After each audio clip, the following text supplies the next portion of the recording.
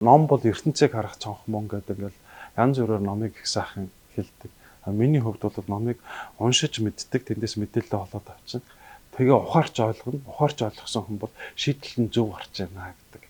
Ийм санаагаар номыг уншвал их бүтээмжтэй юм уу гэж боддөг юм да.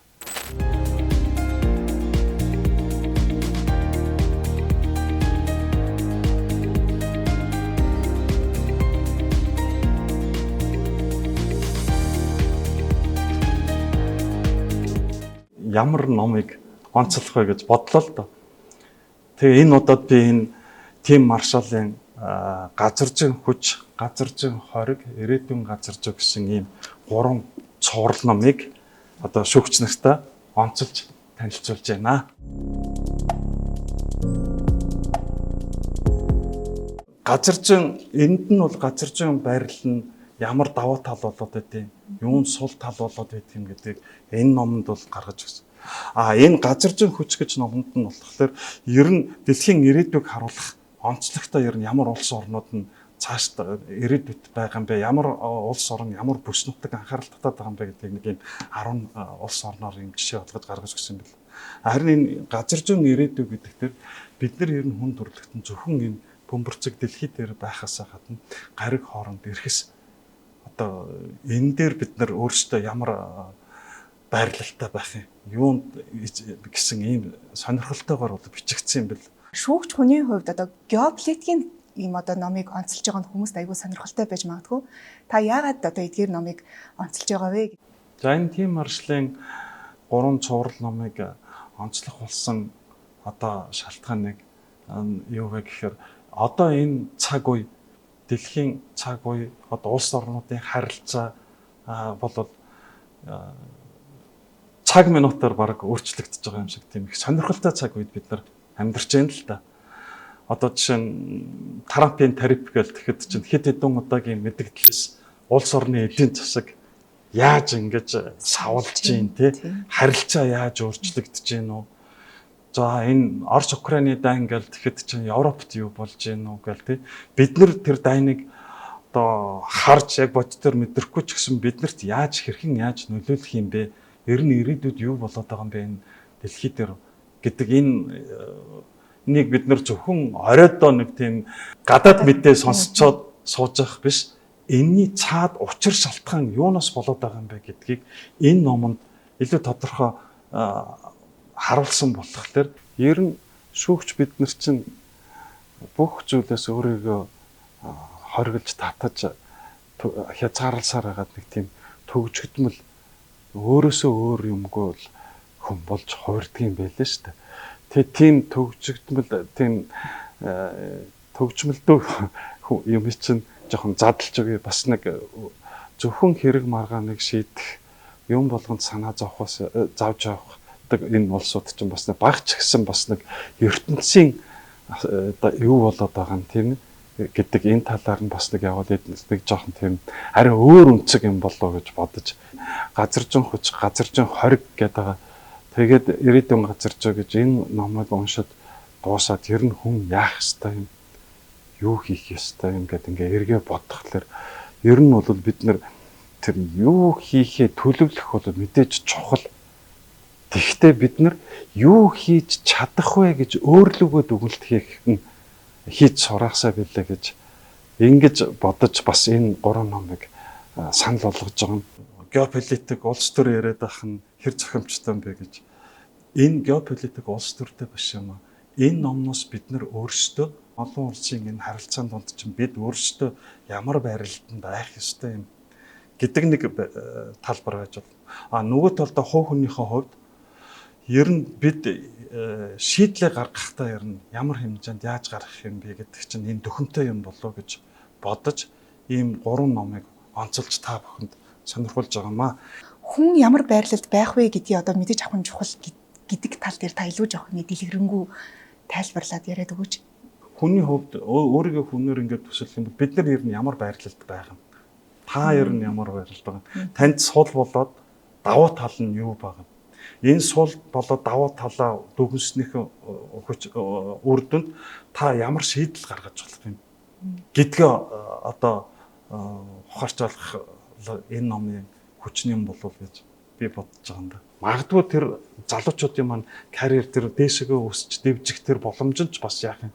Тэрийгээд бас хуваарлах хэрэгтэй. Хүний амьдралыг за нэг 60-аар гэж үзэх юм бол 6-10 жил байгаа гэж. Тэгэхээр яг хүний идэвхтэй 20 наснаас 30 нас хүртэл хүн сурч боловсрлог бол 30-аас 40 хүртэл аль ямар байрал дээр байх юм. Юуг мэдэж авах юм. Ямар туршлага хуримтлагчин байх юм ингээд дандаа өөртөө дугуулт хийгээд тэр цаашаа хүсэл тэмүүлэлээ бас бий болгох байхгүй тэндээс. Тэр утгаар нь энэ байрлал гэдэг чинь их хэрэгтэй чухал юм байна шүү гэдэг санаа энэ дээр гарч ирж байгаа. Ер нь географи гэдэг геополитик гэдэг энэ дандаа нэг байрлалтай холбосон юм яриад байгаа. Тэгэхээр политик гэхээр хоёлаа заавал нэг тийм мундаг гадаад дотоод харилцаа тэрлээсээ илүүтэй хүн өөрийнхөө политик бодлогоо яаж гаргах юм бэ?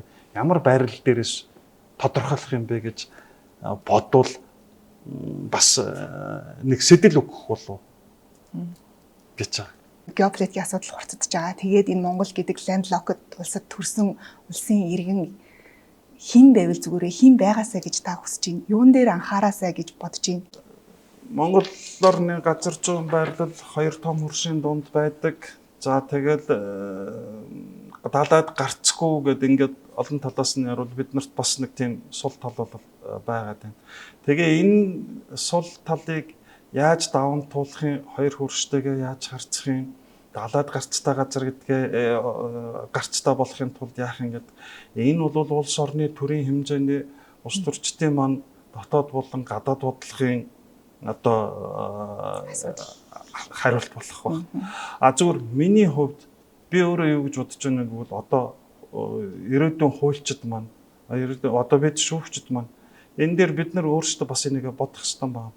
Ийм төгжигдмөл улсад байж байна бид нар гэж өөрсдөө одоо эндээс боломжгүй байна гэхээсээ илүүтэй энэ технологийн боломжийг ашиглаад бид нар энэ газар зүйнхөө хоргийг яаж давж туулах юм бэ гэдгийг бид нар өөрсдөө нягтад сайн тунгаах ёстой гэж бодож байгаа юм.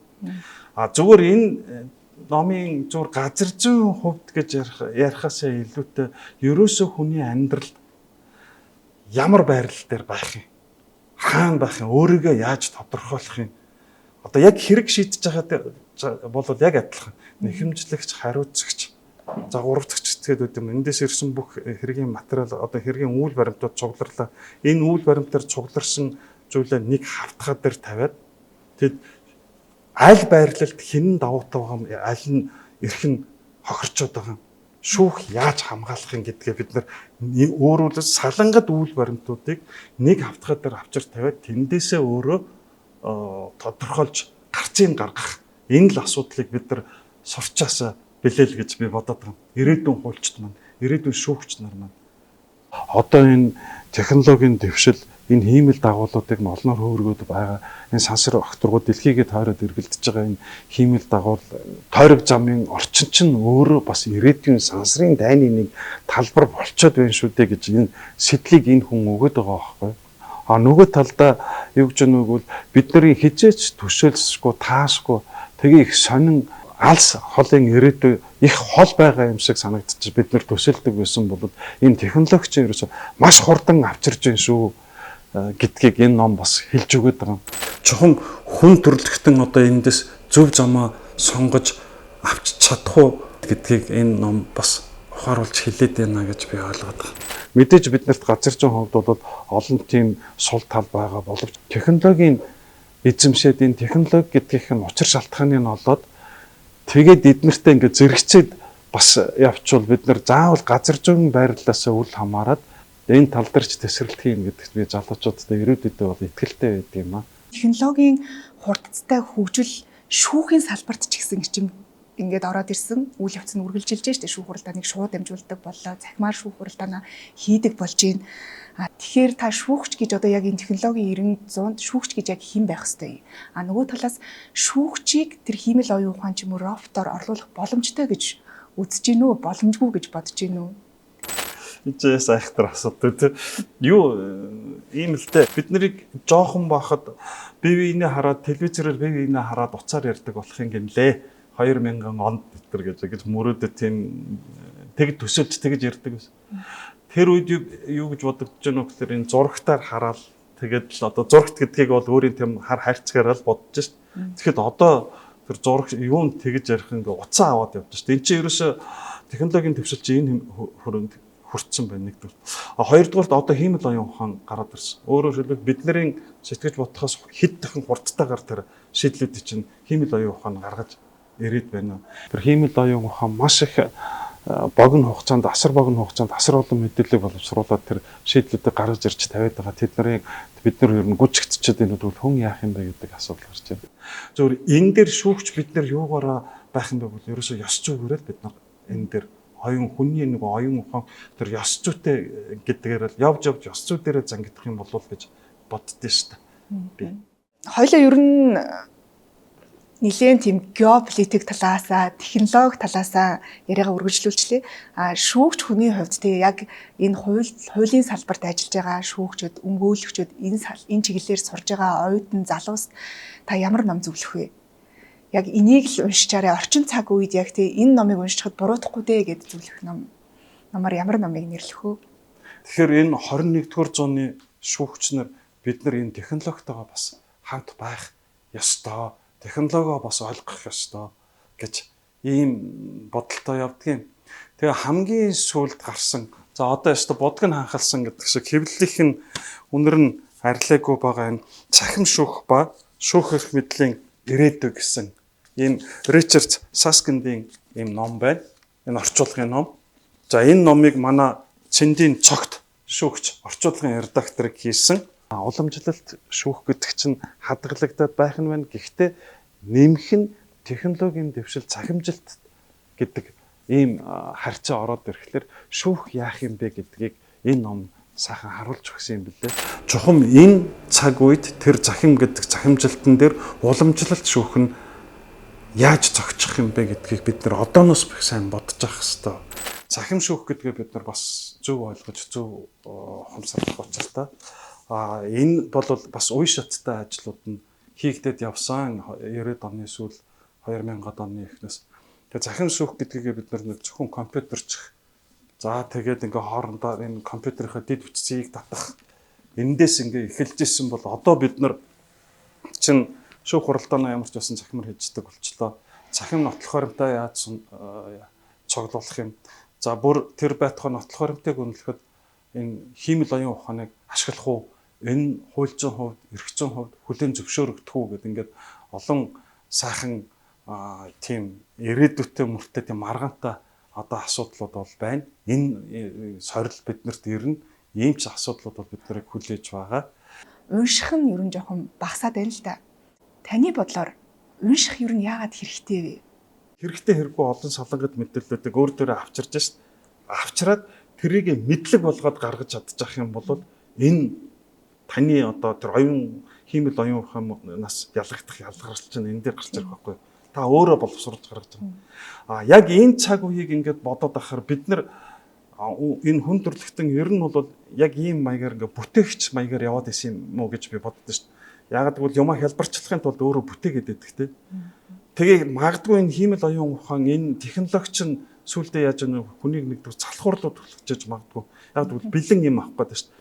Эхлээ бүтээж исэн бол одоо хүртдэг хүн болох гэдэг шүү дээ. Зүгээр л бэлэн юм өгөгдлүүдээ өгчөөл энэний хариу нь би ийм хариу хүсэж байна гэж тавихад магадгүй тэр хүссэн хариу гэж гаргаад өгч магадгүй шүү дээ. Миний бодлоор бол тэр уншаад тэрийг боловсруулад мэдлэг болгоод бусдад түгэж яана гэдэг л бол бидний ялгагдах онцлог гэж бодож байгаа. Бидний урилгыг хүлээж авч шүүгчийн онцлог ном цоврал нэвтрүүлэгт оролцсон танд баярлалаа. За баярлалаа. Шүүгчийн онцлог ном гэж энэ нэвтрүүлэгтээ зориулж ийм сайхан газар бас бидний энэ уулзалт ярилцлага болж байгаад бас надад бас их бэлгэшэлтэй санагдаж байна. Их хааныхаа ордон музейд тэгээ энэ сайхан уур амьсгал нь мурцсан энэ номын санд нь бас ярьцлага авчих ингэж ачаал бүгд талархаж байна.